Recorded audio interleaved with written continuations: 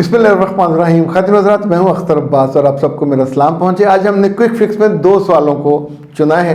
ایک افشاں کا ہے اور وہ کہتی ہیں کہ میرے میاں اوور تھنکنگ کرتے ہیں اور ہر چیز کو عذاب بنا دیتے ہیں، تو کیا کروں؟ مسئلہ یہ نہیں ہے، مسئلہ یہ ہے کہ میاں کے ساتھ رہتے رہتے یہ بھی ویسی ہوتی جا رہی ہیں. اس پہ ہم بات کرتے ہیں. اور دوسرا ہے جی مس فہمینہ. وہ کہتے ہیں کہ سر جی ایک مشورہ چاہیے. میری عمر اس وقت 29 سال ہے.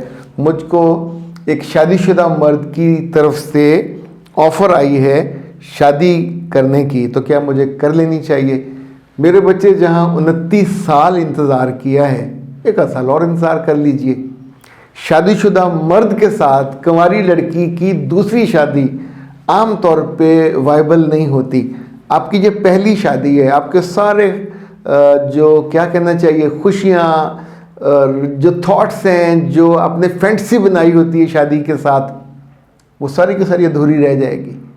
یعنی کچھ ہفتوں کچھ مہینوں کے بعد آپ بالکل رونے والے ہو جاؤ گے، چونکہ شادی شدہ مرد کے پاس اپنے بچے بھی ہوتے ہیں، تو آپ کا بچہ، آپ کی ایکسائٹمنٹ اس کے لیے زیرو. آپ اس کے ساتھ جس طور پہ لاڈ کرنا چاہو گے یا فزیکل ہونا چاہو گے تو وہ اس پورے پروسیس سے گزر چکا ہوا ہے. آپ اس کے لیے صرف ایک چھوٹا سا نیا تجربہ ہو، نیا لمس ہو، نتھنگ ایلس. اچھا، وہ پہلی بیوی کے ساتھ سوئے گا، جاگے گا، وہاں رہے گا. آپ کے ساتھ تو آ کے رات بھی نہیں رہے گا، دن میں آپ سے ملے گا اور پہلی بیوی کے ڈر کے مارے وہیں جا کے رہے گا. یہ جو انصاف کا معاملہ ہے، یہ عام طور پہ ڈرے ہوئے لوگوں سے انصاف نہیں ہوتا کہ 3 دن ادھر 3 دن ادھر. یہ آپ کو عذاب ہوگا. اچھا، پھر سوچئے کہ بچہ آپ کا پیدا ہوگا تو اس کے لاڈ اٹھانے والے نہ میاں نہ اس کے ماں باپ، ان کے پاس آلریڈی یہ نعمت موجود ہے. تو میں بالکل کلیئرٹی کے ساتھ ان ساری بچیوں کو یہ مشورہ دوں گا کہ اگر آپ کنوارے ہو اور آپ کو کسی شادی شدہ مرد کے ساتھ دوسری شادی میں جانا ہے تو یہ زندگی کا لاسٹ آپشن رکھیے گا. یعنی کنوارے مرد کے لیے دعا کیجیے، اللہ آپ کو دے دے گا انشاءاللہ. یہ کون سا مسئلہ ہے؟ کتنے ہی لوگ ہیں جو آپ سے 4-5 سال بڑے ہوں گے، بعض دفعہ لوگ کماتے ہوئے، بہنوں کی شادیاں کرتے ہوئے، ماں باپ کو راضی رکھتے ہوئے لیٹ ہو جاتے ہیں. تو ان میں سے کچھ صحت مند اچھا قدردان دیکھ کے شادی کر لیجئے گا. یہ جو دوسری شادی والے صاحب ہیں ان کو تو میں بالکل ریکمینڈ نہیں کرتا. اچھا جی، اب آتے ہیں یہ جو افشاں صاحبہ کا ہے. بیٹا دیکھیں، بہت ممکن ہے آپ کے میاں کا آپ کے بارے میں یہ خیال ہو کہ یہ اوور تھنکتی ہے اور آپ ان کے بارے میں یہ سوچتے ہو. وہم کا جب آغاز ہوتا ہے تو یہیں سے ہوتا ہے. اب آپ سوچتے ہو وہم کیا چیز ہے؟ وہم ایک انسرٹن سچویشن کے بارے میں ڈر ہے، خوف ہے، کہیں ایسا نہ ہو جائے، کہیں ویسا نہ ہو جائے. اور یہ جو ہوتی ہیں نا پرانی بوڑھی عورتیں، جب وہ چرخہ کاتی تھیں، اب سوچیں اتنے باریک باریک تار ہوتے تھے، کیا ان کو کبھی ڈر لگتا ہوگا کہ یہ اسے کپڑا بنے گا کہ نہیں بنے گا؟ چاہے وہ اس کو گولے بنا کے بعد میں اس پہ تانی پہ کرتے تھے. یعنی جس کا وجود ہی نہیں ہوتا اس وجود سے وہ دھاگا بنتا ہے چرخے پہ.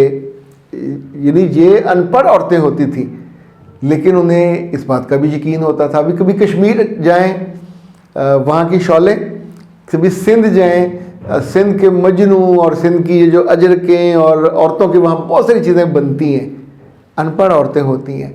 پر جب وہ رنگ کا ٹھپا لگانے لگتی ہیں، انہیں پتہ ہوتا ہے کہ یہ رنگ مستقل ہے، پکا ہے، اور جو وہ بنانے چاہتی ہیں وہ ویسے ہی بنتا جیسا آپ اس کو ڈیزائن کرتے ہو، سوچتے ہو.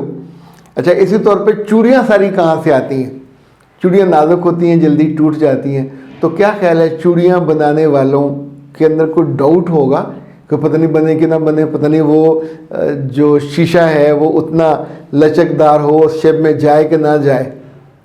وہاں ایک لمحے کی بھی انسرٹنٹی نہیں ہوتی. انسرٹن ہونا تو عذاب ہے، اور انسرٹن ہونے کے بارے میں زیادہ سوچنا، سوچتے جانا یہ آپ کی زندگی کو یوں سمجھیں آپ کی خوشیوں کو بلاٹنگ پیپر میں آپ جیسے چوس لیتے ہیں.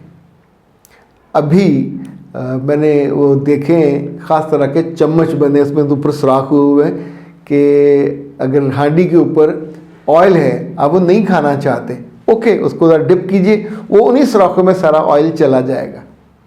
آپ سوچئے کہ لوگ زندگی میں آگے بڑھتے ہیں, مسئلوں کے حل نکالتے ہیں. آپ کو آٹا گوندنا نہیں پسند, آٹا گوندنے والی مشین آ گئی. آپ کو روٹی بیلنا نہیں آتی, روٹی بیلنے والی مشین آ گئی. آپ کو روٹی پکانا نہیں پسند تو روٹی پوری بنی ہوئی پراٹھا وہ آ گیا, اس پہ سے اتار کے جہاں آپ نے رکھنا ہے وہ رکھیے. پتلی بنانی ہے, موٹی بنانی ہے, نان بنانا ہے. زندگی میں ہر کام لوگ یقین کے ساتھ کرتے ہیں. آپ اور آپ کے میاں آپ کہتے ہیں کہ جی میں کیسے اس سے ڈیل کروں. جو خالی پیٹ ہوتا ہے اس کو آپ یہ سمجھاؤ کہ خالی پیٹ کے نقصان کتنے ہوتے ہیں یا خالی پیٹ کے فضائل کتنے ہوتے ہیں, تو کیا بھر جائے گا؟ خالی پیٹ کو بھرتے ہیں اچھا کھانا بنا کے, اچھے ساتھ سے, اچھی خوشبو سے, اچھے رزق سے, کمپینین شپ سے. اسی طور پہ جو اوور تھاٹ والے مریض ہیں, پیشنٹ ہیں, ان کو آپ اٹینڈ کرو اور ان کی باتوں کا شروع میں جو آپ سے جواب بنتا ہے وہ ان کو دیں. ان کو سمجھانے سے ایک تو آپ ان کے درجے میں کم ہیں, تو آپ ان کو سمجھاؤ گے تو بڑے کو سمجھانا مشکل ہوگا. ہاں جہاں جہاں انہیں آپ کو لگے کہ اب یہ بے یقینی میں جائے گا, وہاں پوری عقل مندی سے سوچیں کہ میں کون سی مثال دوں کہ جو ان کے دل میں جا کے لگے. اب آپ سوچئے کہ خود اللہ تعالیٰ نے لوگوں کو بے یقینی سے بچانے کے لیے ایک ہی بات کو 10 طرح سے بیان کیا. بنی اسرائیل کی کہانیاں میرے رب نے ہر پارے میں بیان کی ہیں اور اس کے پیرایا بدلا ہے. اس کا نتیجہ کیا ہوتا ہے کہ پڑھنے والا, سننے والا اس کے تھاٹس بدلتے ہیں, تھاٹس میں تبدیلی آتی ہے. آپ الٹی سیدھی بات کی طرف نہیں جاتے, جو فوکس کرنا ہوتا ہے.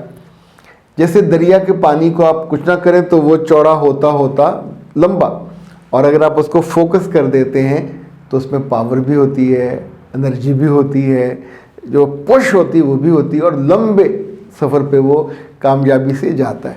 انسان بھی جو رب سے کٹ جائے وہ پھر تھاٹس میں گھر جاتا ہے.